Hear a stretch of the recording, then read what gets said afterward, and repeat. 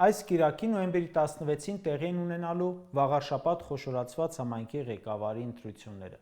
Մասնակցում է 8 քաղաքական միավոր։ Հաղթանակ դաշինքը, որը քվեաթերթիկում առաջին համարն է, եւ ըստ քվեաթերթիկի համապատասխանաբար Համահայկական ճակատ, Հանրապետություն, Մայր Հայաստան, Ազատ դեմոկրատներ, Ժառանգություն, Քաղաքացիական պայմանագիր, Հայրենիք կուսակցությունները։ Քարոզարշավի առաջին օրից կարող ենք ասել ժողովրդավարությունից, արդար ազատ ընտրությունից խոսող ՄԱԿ-ի ու ԵԽԽՎ ամբիոններից աղաղակող ՔՊ-ն իրականացնում է քրեական օրենսգրքին, ընտրական օրենսգրքին հակասող, քրեական տարրեր պարունակող քարոզարշավ։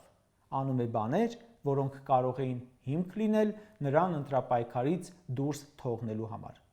ՔՊ-ն դուրս է եկել կենաց մահու պայքարի։ ՔՊ թեկնածուն, հիշեցնեմ, լեգենդար հրամանատար Մեխակ Մեխակյանի որդին է։ Մեխակ Մեխակյանի անունով ջրականը Ջեբրայիլը կոչվում է Մեխակավան,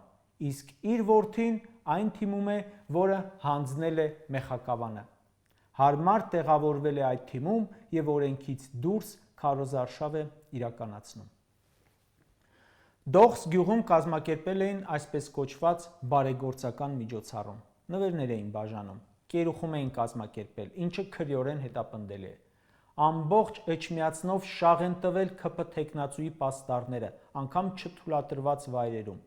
Նույն չթույլատրված վայրերում ՔՊ թեկնածուի պաստառները փակցնում էին Էջմիածնի համայնքապետարանի բարեկարգման բաժնի աշխատակիցները ծառայողական մեքենաներով եւ աշխատանքային ժամին։